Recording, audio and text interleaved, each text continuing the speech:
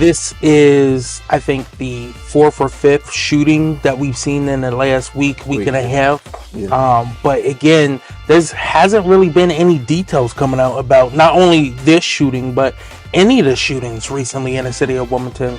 I'm concerned about our the Republican Party, how they are just looking at this as we're going to keep it focused. We're going to let the NRA just continue to control our agenda.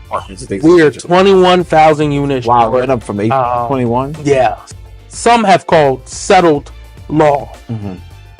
It's not settled. And I want to make sure you clearly hear this.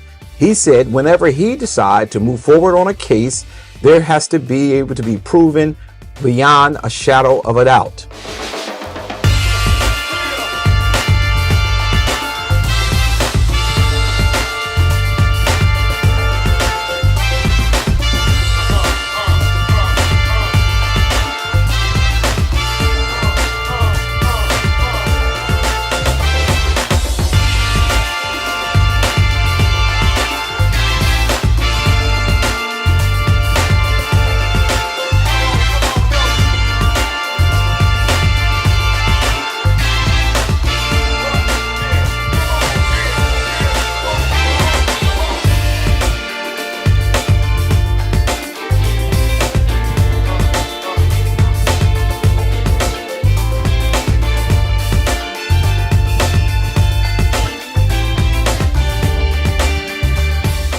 Good evening. This is Dr. Curry. This is Kobe Owens. And welcome to The Source. We do miss our co-anchor, Miss Shanae Darby, who is away on vacation, and we wish her and her family well as they are trying to get a little rest and relaxation going on. Here in the city, we've had several shootings that are going on, and it's going on across the country. But what really caught my attention was when the 4th of July celebration where 3 people were shot on 10th and Spruce. Let me just let you look at this real quickly. Breaking overnight, a 4th of July celebration in Delaware ended with 3 people being shot. The action cam was at 10th and Spruce Streets in Wilmington at midnight. Police say one of the victims is in critical condition. It is unclear how the other 2 are doing. No word on what led up to the gunfire or who may have done it. And Kobe, you know, we saw what just happened with the reporting in there was a ABC News. Yeah. But the shootings are up. And what's going on? Do you know anything else on that one particular one, though? Yeah, so again, it was a 20-year-old man who ended up losing his life. He did? He ended up passing away. And then a 33-year-old man was taken to the hospital in critical condition, and an 18-year-old woman was hospitalized in stable condition. This happened, around 11:49 p.m. on 4th of July. This is, I think, the fourth or fifth shooting that we've seen in the last week and a half. Yeah. But again, there hasn't really been any details coming out about not only this shooting, but any of the shootings recently in the city of Wilmington.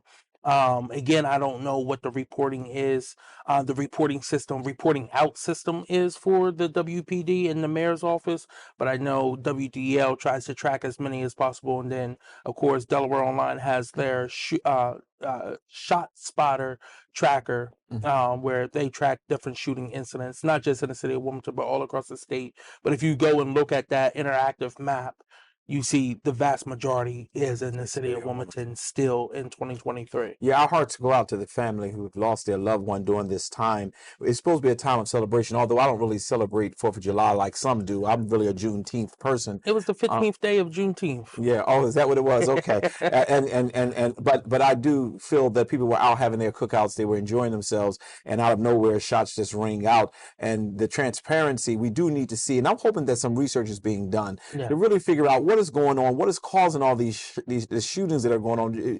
I agree, we can't just arrest our way out of it, but somebody needs to be doing some research. Somebody needs to be able to say, look, if we do this, it will decrease some of the shooting that are going on. But it's happening across the country. We want to be fair. Right. I mean, but what happened in Philadelphia, the city that I was raised and born in, really was mesmerizing. And I was shocked to hear where this guy just out of nowhere just started shooting up people at random. Yeah, it was. I think they've caught him now, and he's been charged with 5 counts. But I believe there was a car shot into. And it was 2 siblings sitting in the back seat, and the 7-year-old, I think, was the one who was shot. On a day, again, like you said, you may not celebrate it for all the same reasons as everyone else, but it is a time where families go out and see the fireworks, enjoy the festivities, and for a young child to have their life forever altered by someone who decided to continue this perpetual cycle of senseless gun violence, especially in the city of Philadelphia, which is hurting right now. It's time to start reimagining how we deal with gun violence. Amen. Listen, I've said this multiple times. It's not necessarily saying anyone failed their jobs, but if you are trying to build something and every time you build it, it just collapses again and again and again, it's time to try a new technique. Absolutely. And I would hope that the people in power are mature enough themselves to put aside their personal differences and their own egos and say, let's try something else, because we cannot continue to see. Now, they can't just continue to see individuals being killed and families being ripped apart. But at some point in time, you got to say, it's not just adults anymore. These are young, innocent kids that are losing their lives or being severely injured. What are we doing to protect them? One of the most vulnerable. These younger perpetrators, they are really getting these guns, and where are they getting them from? Yes, because they're off the market. A lot of these guns are off the market guns. They're not even the ones that are legal. Well, you saw not too long ago a report came out about Cabela's, which is right down at the Christiana Mall, maybe about 20 minutes from where we're at right now. They've lost over $1 million worth of ammo, right? Just improperly reporting ammo being stolen from the store. That's dangerous. Absolutely. That fuels what is going on our streets, not just in Delaware. While it may happen in Delaware, right? Those bullets could end up anywhere. It could end up in Pennsylvania, in Jersey, in New York, Maryland, in Virginia, or even North Carolina. It can go all over.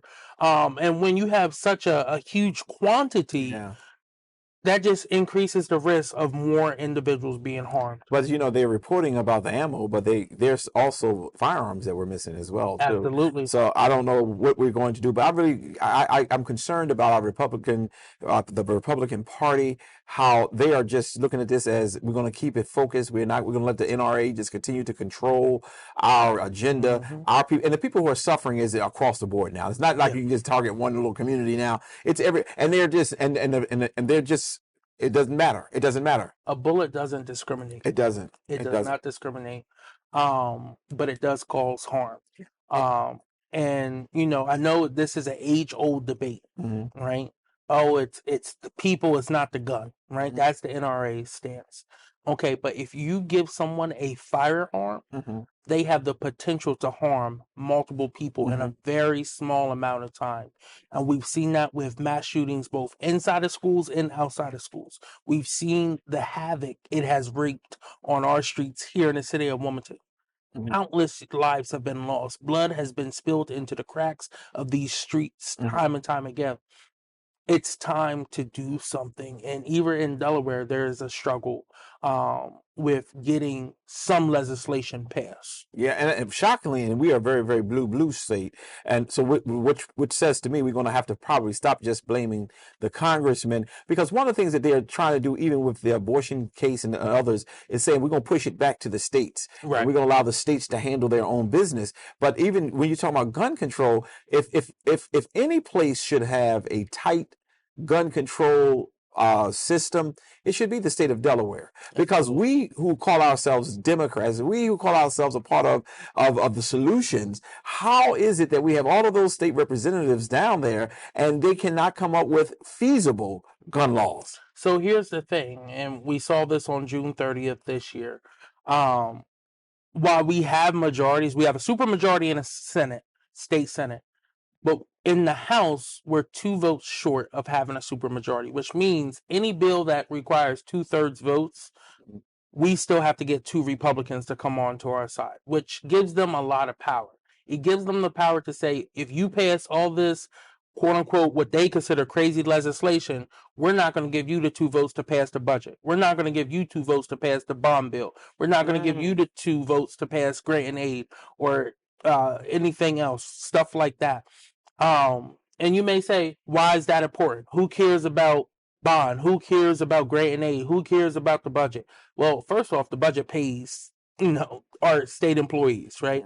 It allocates the money to different departments so that they can continue to do the work they do.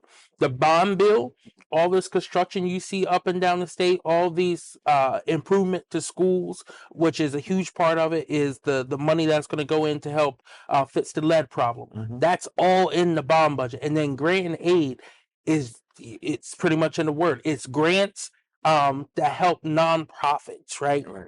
There's a ton of nonprofits that are doing amazing work in the state that are saving the state money by doing the work themselves instead of having a state operated system set up.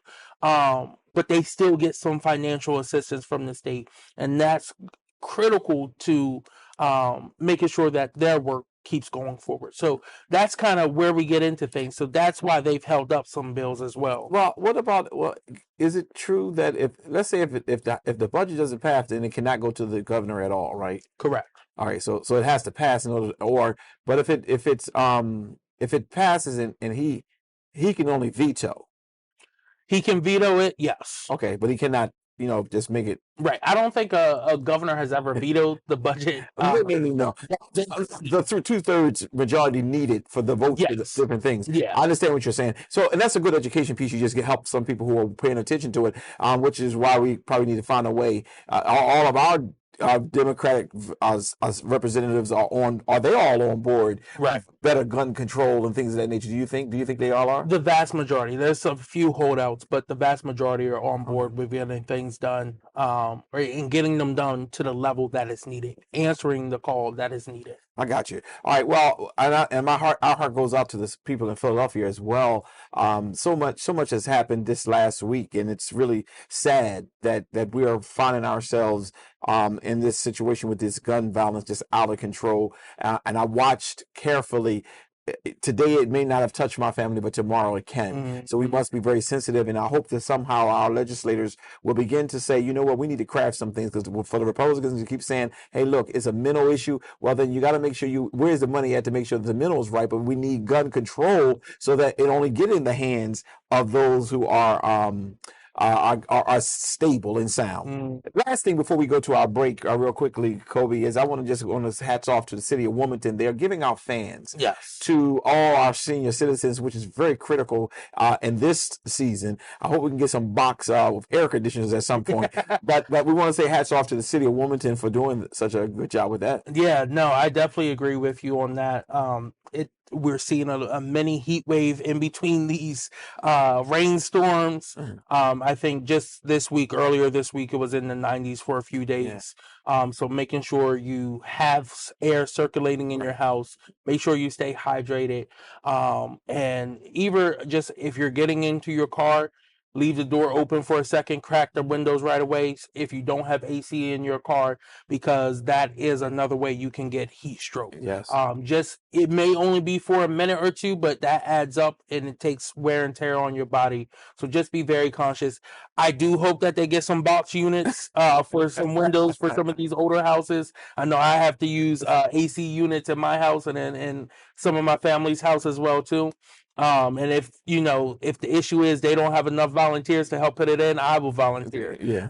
Because I think, this is going to be a very hot rest of the summer. Yeah, and I take very seriously this whole heat stroke. I never forget it. My daughter was 3 years old. We used to take her to the park up there in what's that, the one up in off of 40 on Glasgow Park, and she was playing, having a ball, and she stopped playing, and all of a sudden she lost function of all of her body, and it just stressed me out. I didn't know what to do. I was just trying to figure it all out. But once we got her we hydrated a little bit, and she came through. I then took serious. You can go inside of a car for just a minute or two and end up with a heat stroke. So we take this serious. Passed out before. I had 2-hour rugby practice. And then I had to go stand. I was graduating. I had to go stand in my tuxedo. I graduated from Sally's, and this was back in 2013, and there's a Facebook post that comes up every year in Facebook memories of someone tweeting out "Black Hawk Down." I ended up passing out, and I took out like half the row when I fell. I took. It's not funny. It's funny now. But It's funny now. And listen, the only thing that I remember is Father Beretta, who was the principal, who still is the principal of the school, was speaking. And then next thing I know, one of my friends from middle school, who was also graduating with me, his mom, Miss Soa, was in front of me with a piece of candy, seeing if it was my blood sugar that had dropped or anything like that. She's a nurse. And I was like, when did you get here? And then that's when they told me, hey, you not only did you go out, but you were out for a few minutes. And I woke up like it to me, it felt like I just blinked my eyes. Okay. So it can happen very quick. So again, ever since then, I stay very hydrated. I drink water and Gatorade a lot, just to make sure I have electrolytes in my system as well. Excellent. We'll be right back.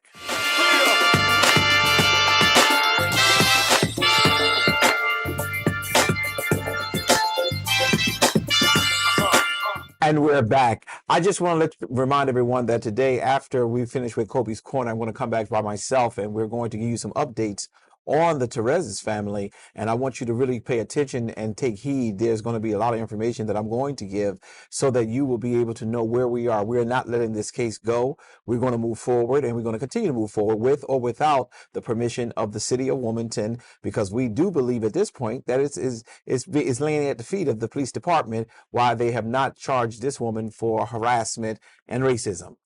Kobe, we're going to now move to your corner and see what's going on with the Kobe Corner. Yeah, so I'm going to start off with something very local, and that is what happened on North Adams Street. Okay. Over a year ago at this point, right? There was 27 apartments condemned on North Adams Street in the 800 block. Like I said, over a year ago, after exterior wall partially collapsed. These were properties owned by A.J. Pokormy, who we've known for years to be a slumlord. And because of the wall collapsing, the city was finally able to go into the buildings and go into all 27 apartments, and was able to cite him 372 code violations. My gracious. 27 apartments? 27 apartments. So that's an average of about 27 or 300. That's about at least 8 or 9. About 12, 13, 14 almost. Per unit. Yeah. Wow. 372 code violations. And this was like a year and a half ago. Since then, they had to remove everyone out the house, so we had to fight to make sure everyone was reallocated to, whether it was the Hope Center, some got reallocated to a motel, and then we had to fight to get them housing, get them vouchers, and for the individuals who had just paid with DHAP, making sure that we could transfer that money back over. And there's ongoing legal cases because he did not want to return their money. The apartments were condemned, I think it was like 3 or 4 days after they had just paid their month's rent. So back in May of this year, the city went in and inspected these properties, and they fined him another $5,750 in fees for his failure to make timely repairs, but then also saying that those repairs that had been done were inadequate to address the code violations that were in his properties. He filed an appeal at the beginning of June, and it's come back not in his favor. And again, he's continuing to fight this in court, saying, "Oh no, the properties are good now." I was going to ask you that question because those who are watching and listening. Yeah. So he's in court. They found the city brought their evidence. He brought his evidence. Correct. And the court agreed that it was not, able to move forward. Correct. This was a moment in time in Delaware that we said we just can't sit back. We were able to be on scene and work with the residents.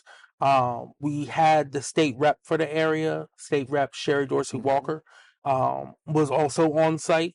Once everyone got notice what was going on, she was one of the first people to show up and help. and she has been fighting continuously since then. This has led to a bill led by her that the Urban League, the NAACP have worked on to create a statewide court-run escrow program. Y'all have heard me talk about it a few times. It passed the House on June 30th or June 28th. It actually passed. It still has to pass the Senate, but because of what happened on Adams Street and the conditions these people were living in, still having to pay rent without holding their landlord accountable to actually repairing some of the issues in there. This is why we crafted that bill. And Representative Dorsey Walker has been a true champion of this legislation. But there's the reason for it is for slumlords like AJ Pokorny. And I said I was going to keeping y'all updated on North Adams Street as we go through this process. They're still back. He's filed another appeal. He's still back in court. We're looking to hear that decision pretty soon, probably within the next 2 weeks or so. So I will keep you updated on the situation. Most of the people who were affected by this have been rehoused into units, affordable units of about the same price range.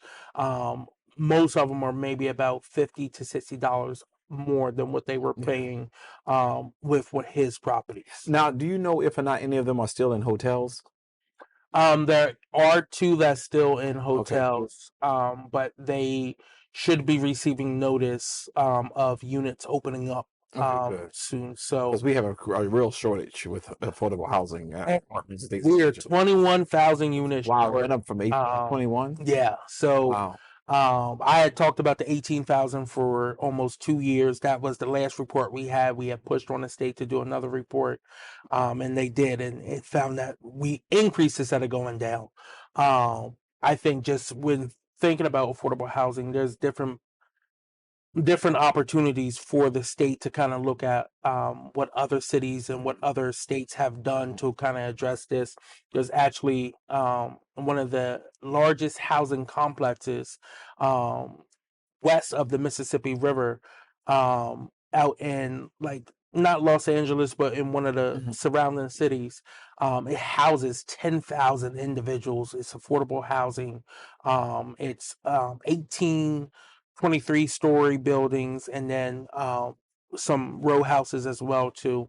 Beautiful community. That's all. Okay. But it's mainly for elderly. It's 24/7 security. They have on-site health care and stuff like that. So just looking at different options. Strong management will always give you a good community. Yes. All too often we get people who say, you know what, they don't want better, they don't need better, and their management is so horrible and deplorable. But good management will always give you a good community. Absolutely.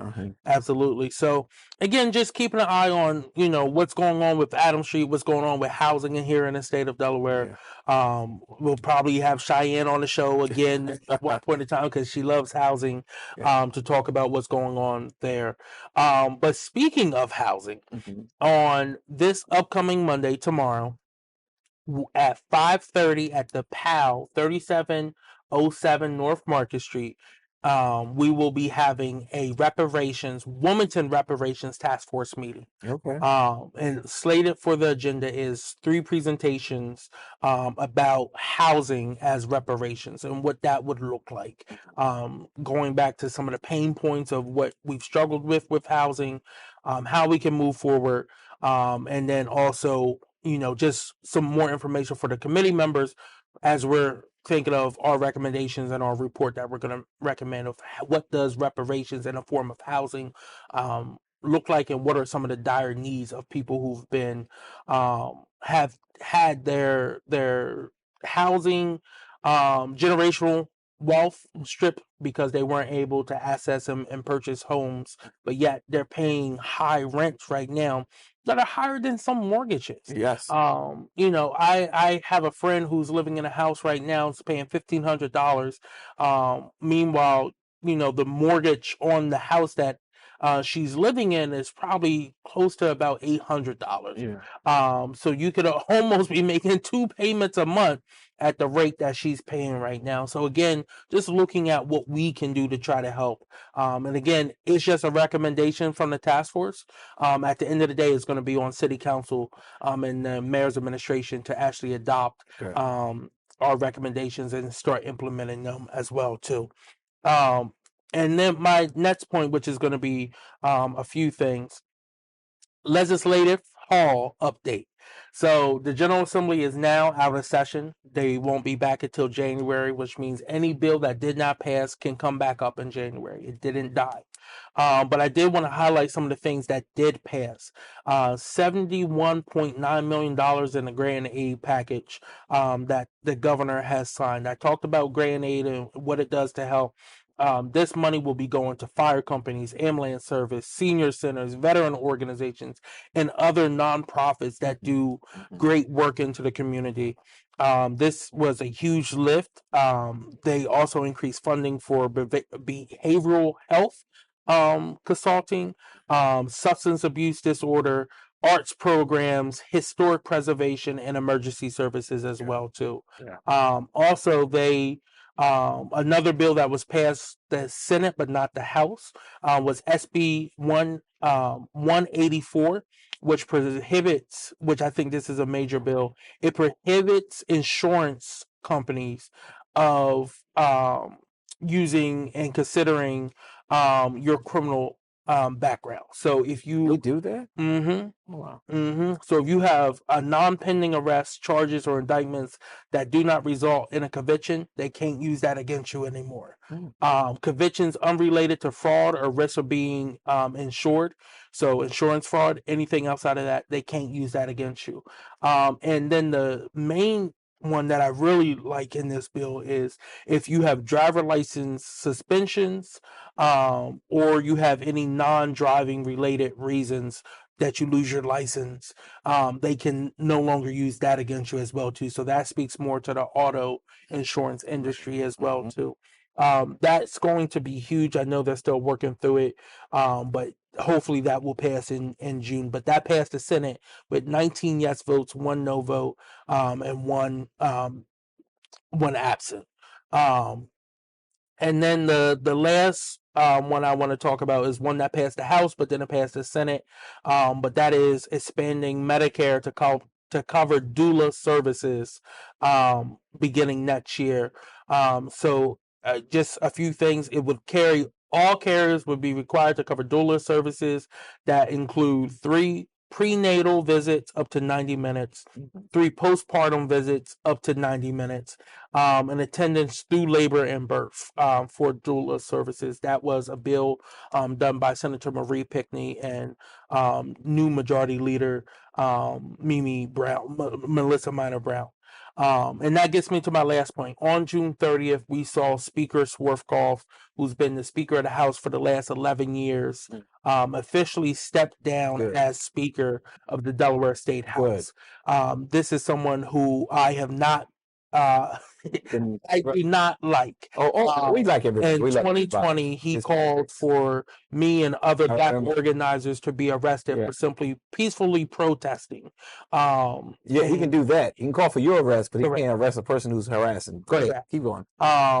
He also, under his lead as a state trooper when he was in charge of another representative who was also a state trooper, Steve Smith, allowed Steve to get away with sexual harassment. And then even down in the Leg Hall, he allowed representatives who were abusive to their spouses to continue to serve Carrying guns. without being reprimanded for that. He has officially stepped down. Amen. And for the first time ever in Delaware state history, we have a female speaker, Yes. former Majority Leader and now Speaker, Valerie My Lomas. representative in my district. Your Valerie, representative. and she will be on the Coffee with Curry very shortly. She's already agreed to come. And then replacing her as Majority Leader was the new Majority Whip, Yes. Melissa Minor Brown for the 17th District, Newcastle area. And then replacing Mimi as the whip is freshman representative, Carrie Evelyn Harris. Okay.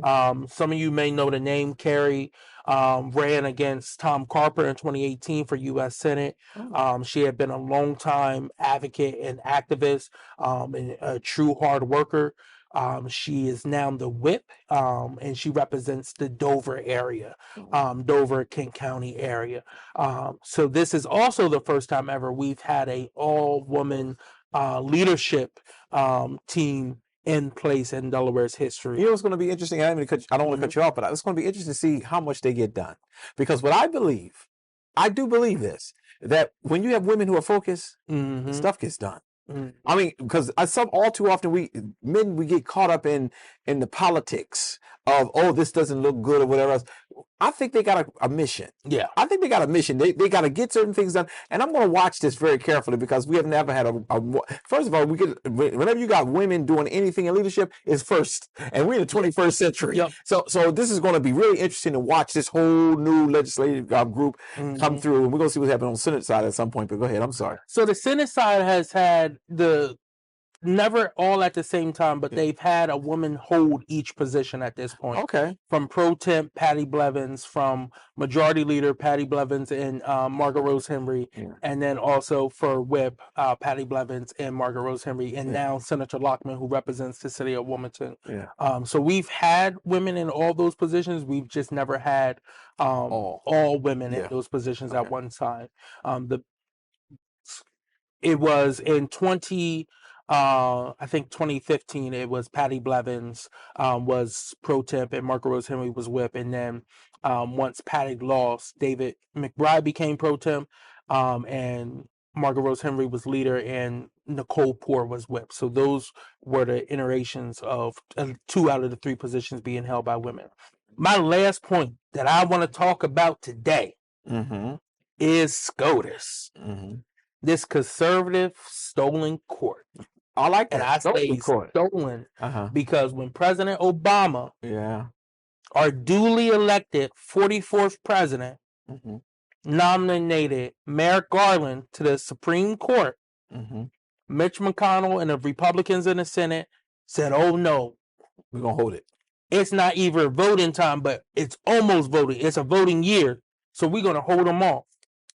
Then when 45 came in, and just months before 45 lost to Joe Biden, they appointed Amy Coney Barrett to the Supreme Court.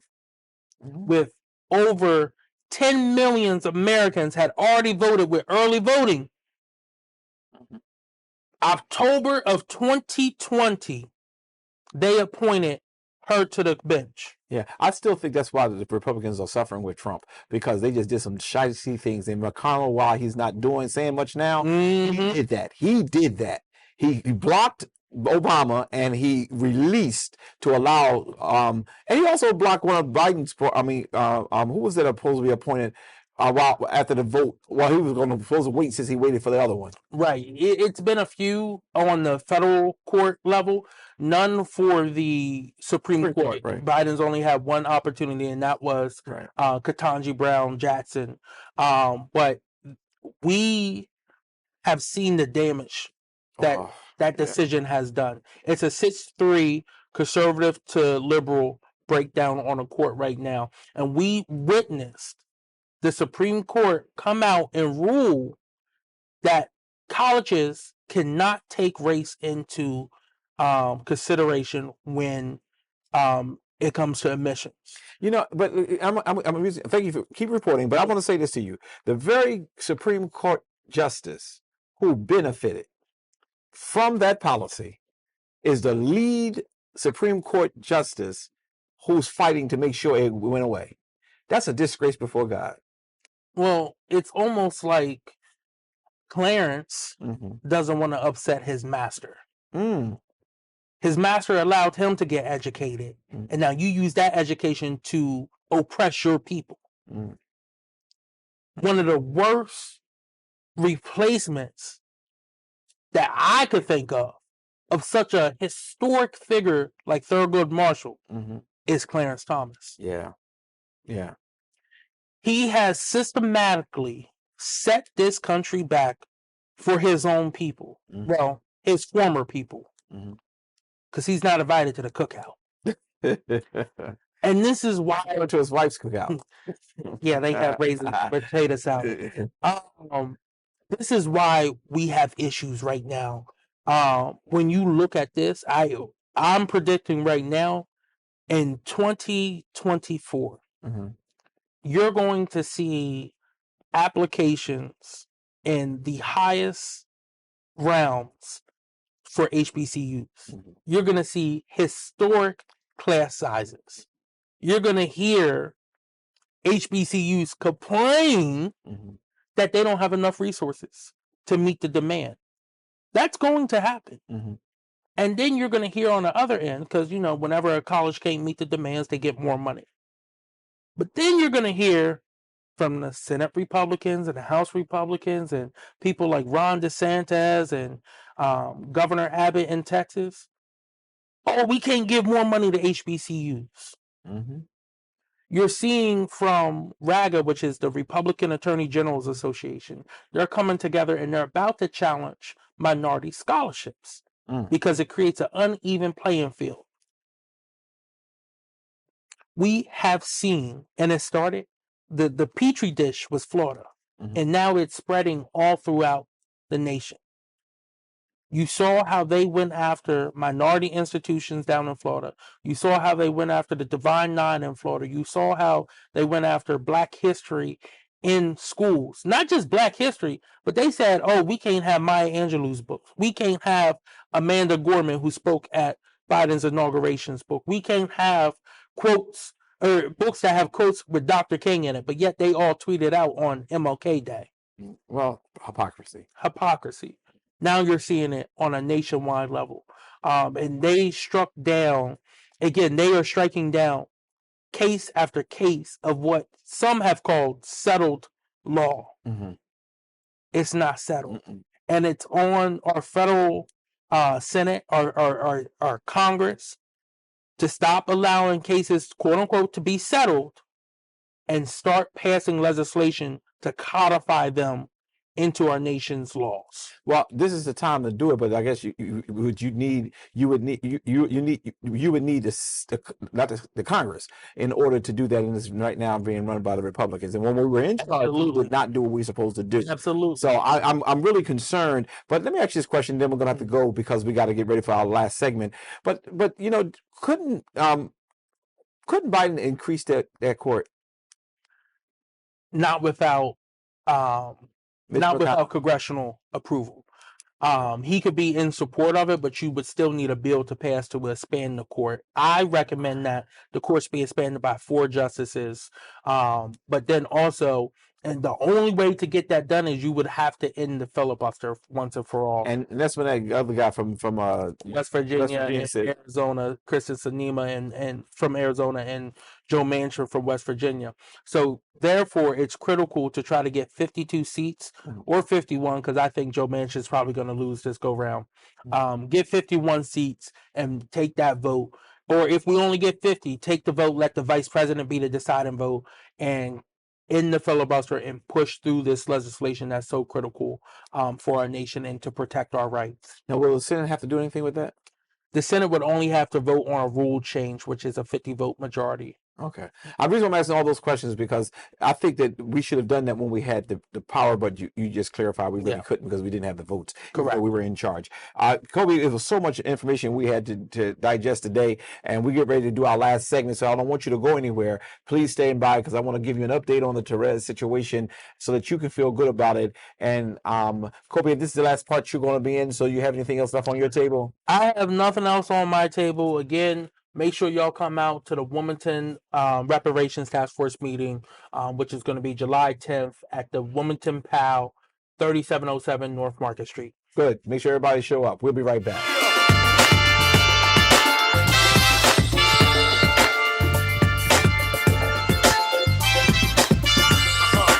And we're back. Well, as I promised you all, I was going to make sure that I keep you updated on the activities and affairs that are going on with the Terez family. There are many who thought by now we would have given up. We would have said, you know what, this is not worth it anymore.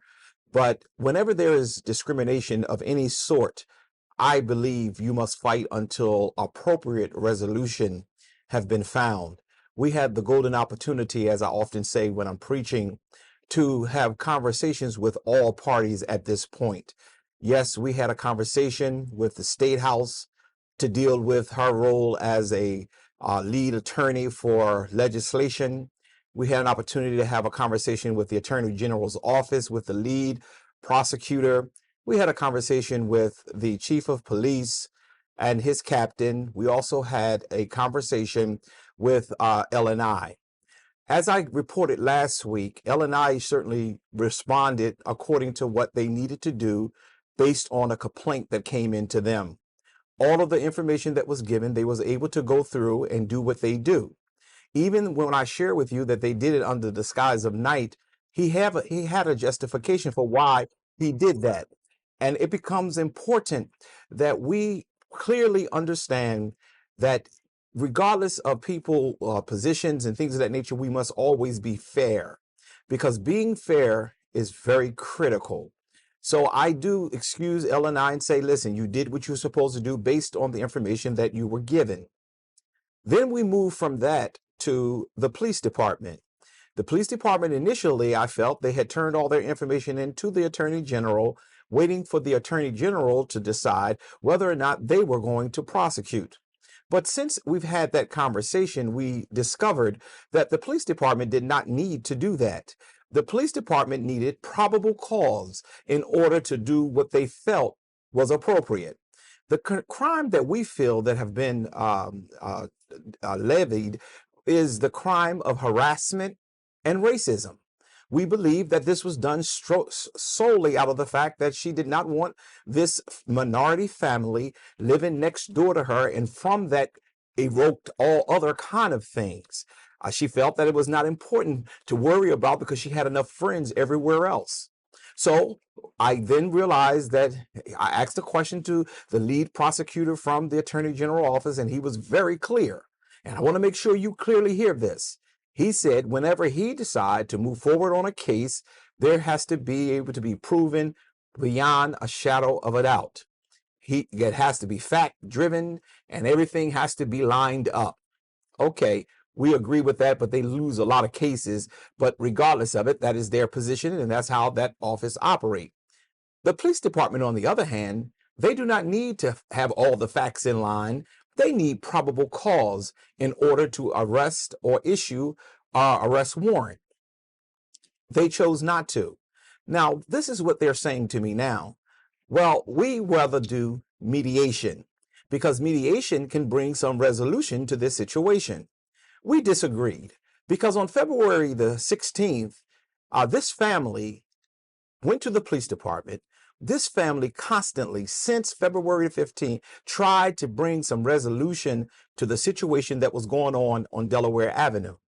Out of 5 times or 6 times that they went to the police department or they called the police because of all of the harassment that this woman was giving them, only 2 times a report was filed. And understanding that only 2 times, that speaks to the fact that the police department was not interested in any mediation or anything else. All the police department was interested in is letting it go away. That is not fair. The police department should have done its job. Its job was to make sure that this family was protected like every other family. They chose not to do that. After they decided to go ahead and do their due diligence, and they saw these broadcasts that I'm doing and others, and how much it hit the air, now all of a sudden, let's pull everybody together. Let's have a mediation and sing Kumbaya. This is not appropriate. It doesn't make any sense in the world for this family to have gone through what they went through just to be humiliated, disrespected. Now their 14-year-old son doesn't even want to come out of the house. They are traumatized because, listen, many of us come from the hood. How we handle stuff is differently than how this was handled. Because had Miss Wushin had done this to one of us in our latter day, or in our earlier days rather, she would not be able to get away with it, but we would have been in trouble as well. But this family decided to do it the appropriate way. Not that they're afraid people, because they're not. They've lived the lives that they've lived, and they wanted to do better, and be about more positive things. I think Miss Wushin decided that she wanted to just take advantage of it. And she certainly have an issue, because we're not going to let this go. This is strictly a race case. This is strictly a case of harassment. It's a shame that no one really wants to hear this in the police department at this point. And I give our police chief, Campos, credit. He met with me every time I asked to meet with him. But to meet with me and not do what your job requires to be done is not fair. It's not fair, and it's ugly. To have these little articles where people are seeing you walking in the community and you want to change the image of the police department, where the police department's image needs to be changed is in the Black community. We get arrested for everything. We get arrested on probable cause every day. Ms. Wushin is not above the law. She is to follow the law. She is a lawyer who is trained and prepared. She knew how far to go. And how I know how trained she is, if you remember the clip I showed you last week, where this Ms. Wushin decided that she was going to walk down her steps. And as she's walking down her steps, she stands there and waits for Mr. Terez to come to her in front of his house as he was walking his dog. Had he pushed her out of the way so he can walk up his steps, he would be in jail right now, because she would have fallen all over the floor, talked about this Latino man just harassed her and hurt her and damaged her, and the police would have been there and it would have been a chaos. But Ms. Terez decided to walk around her and go into his house, and she yelled out those racist and disrespectful words that she yelled out on to him.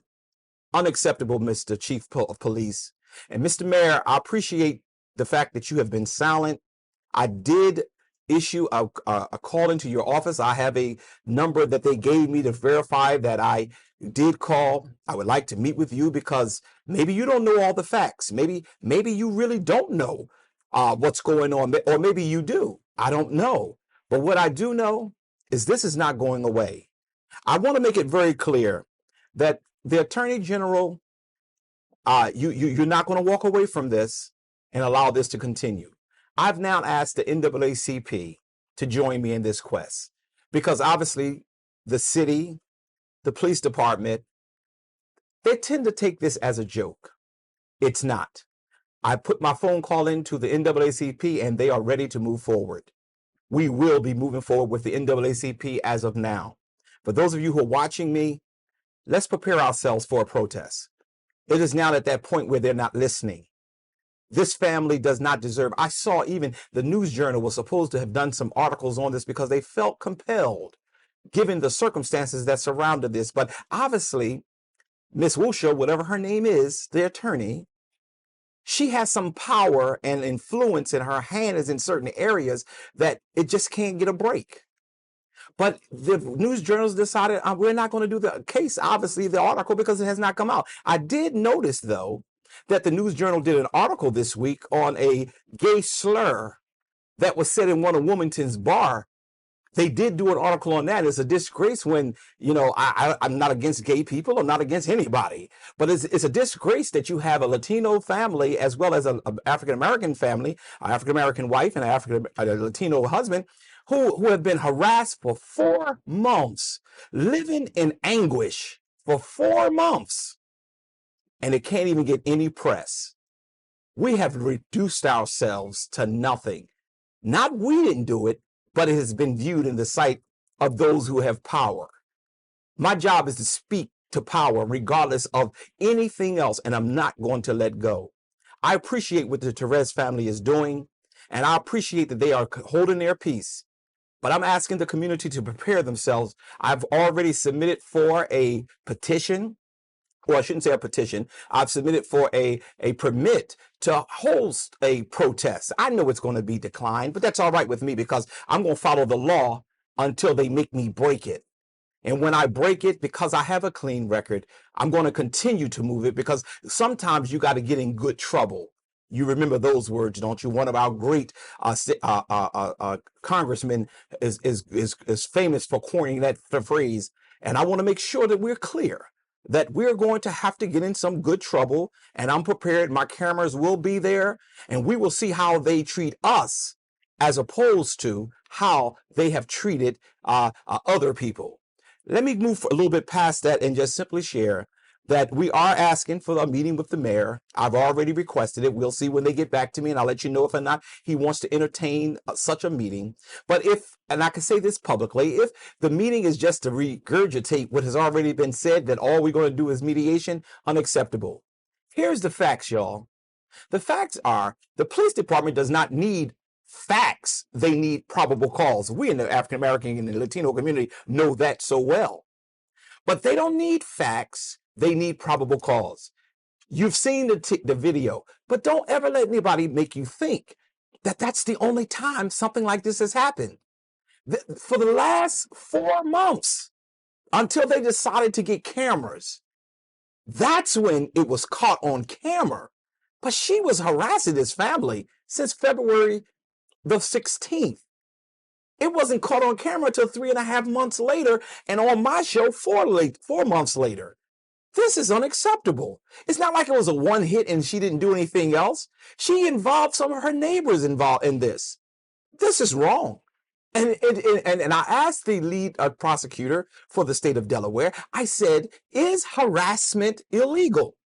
He was very clear. It is. Do you feel, as I said to the captain of the police department, that this family have been harassed? And he said, yes. My next question is, well, how come she has not been arrested? His response, we don't just arrest everybody. Whenever we have neighbor refutes, we don't just arrest. And that sounds good when you're trying to protect your own. But it does not sound good to those of us who live in a community where we see people arrest on charges that are fake. We see people arrest on things that don't have any premise or any validity. We're not going away. This is not threats. I'm getting quieter and quieter for reasons, because this is just wrong. It's outright overt racism, and it has to be addressed. Mr. Mayor, you have a great population of African American people who can acknowledge the fact that you have done some things good in our community, because development is very much important. But now it's time for you to speak up. And it's time for you to show the African American community that you're not impartial, that you are here for everyone. This is just unacceptable. So on this week, I'll be waiting to see whether or not the mayor and Jennings will go ahead and meet with me and the NAACP, because we're meeting together now. And once we've done that, then we're going to move forward and continue to do what we do. I will continue to keep you updated. Again, remember the charges: overt racism and harassment. Both of them are prosecutable, and both of them she's guilty of. Now, I know I'm not the judge and the jury, but the police department could have certainly had an arrest based on probable cause for the harassment, if nothing else. When will we begin to follow the law across the board? So since they deciding they're not going to do it according to the chief of police, according to the captain, then we must do what we must do to raise the consciousness of this.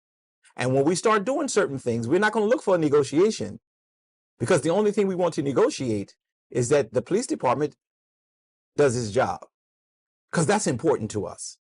I'm not in a hurry. We're going to do what we have to do. But good trouble is very much important in this community. I end with this. Here are the charges again: harassment, overt racism. And let me give a shout out before I close this session. I brought this matter to the state legislators. We had two. We had the Speaker of the House and the Majority Leader. I brought this issue to them. Both of them happen to be a part of the white community. Well, the Speaker of the House decided, I'm not going to deal with this. He left and decided, hey, I'm done. But the new Speaker of the House decided, I will deal with it. And she was removed as the lead lawyer for the legislations. She was removed. That's called doing what is right. It's a shame that we have to do all of this just to be heard. I want to thank the new Speaker of the House, personally and publicly, for her courage. We know the power that this woman has.